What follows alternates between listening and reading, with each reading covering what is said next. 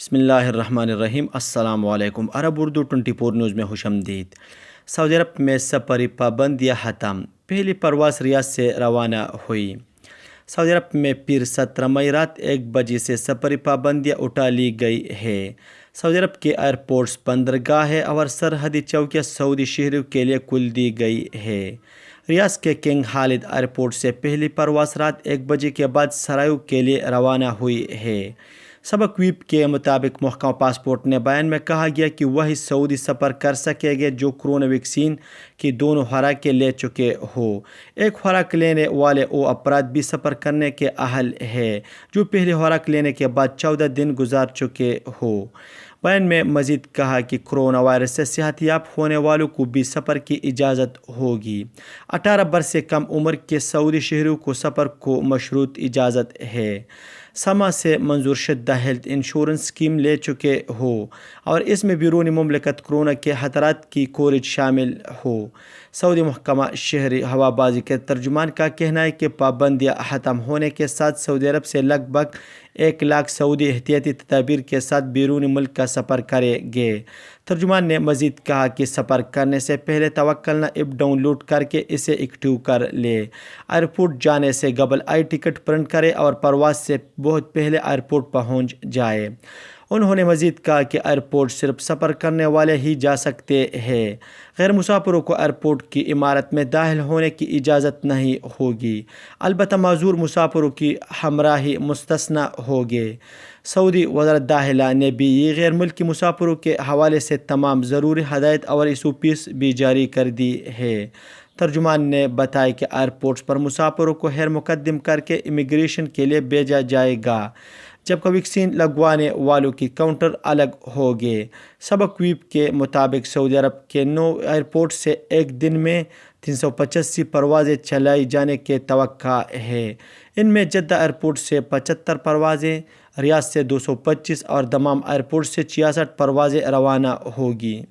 سعودی عرب کے شہر جدہ میں پولیس نے ایک فارمیسی میں لوٹ مار کرنے والے 2 افراد کو گرفتار کیا ہے۔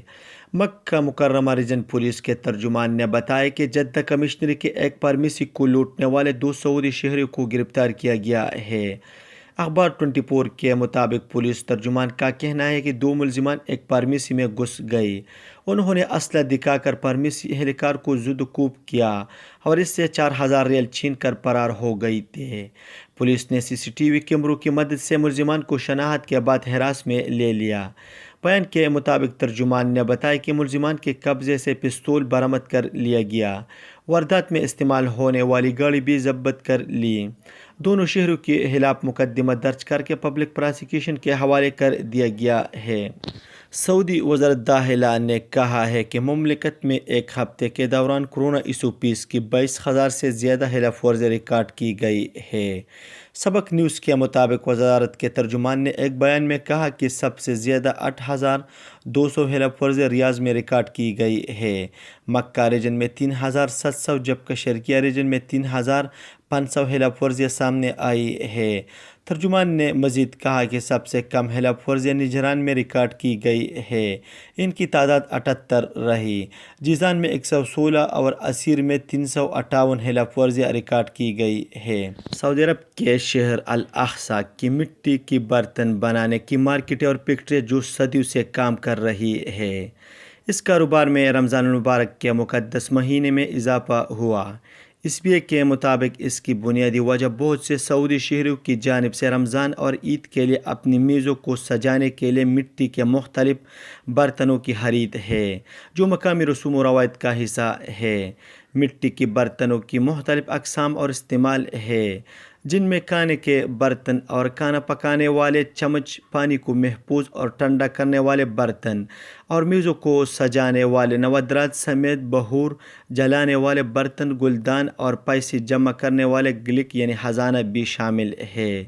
یہ پوری مملکت میں مقامی ورثہ اور لوک دستانوں کا حصہ سمجھے جاتے ہیں۔ الاقصی میں مٹی کے برتن بنانے کا سب سے مشہور مقام دوغہ الغراج ہے، جو الکارا پہاڑ کے مغرب میں واقع ہے۔ یہ فیکٹری 150 سال قبل قائم کی گئی تھی اور یہ خطے میں سیاحت اور ورثہ کا اہم مقام بن چکی ہے۔ سعودی عرب میں موسمیات کے قومی مرکز نے پھر کو موسمی تبدیلیوں کے حوالے سے پیش گوئی جاری کی ہے۔ بیان میں کہا گیا کہ مملکت کے مختلف علاقوں میں مطلع جزوی طور پر ابر آلود رہنے کا امکان ہے۔ اخبار 24 کے مطابق موسمیات کے قومی مرکز کا کہنا ہے کہ جنوب مغربی علاقوں نیز مدینہ منورہ اور حائل ریجن کے بالائی علاقوں میں گرد چمک کے ساتھ بارش کا امکان ہے۔ بیان میں قومی مرکز نے مزید کہا کہ ریاض، قصیم اور حدود شمالیہ میں مختلف مقامات پر گرد آلود تیز ہوائیں چلے گی اور متعلقہ ابر آلود رہنے کی توقع ہے۔ مرکز کا کہنا ہے کہ پیر کو سب سے زیادہ درجہ حرارت 43 سینٹی گریڈ الاقصی میں ہوگا، جبکہ سب سے کم درجہ حرارت 17 سینٹی گریڈ ابہا شہر میں رہے گا۔ یہ تھا آج کا چند نیوز۔ السلام علیکم۔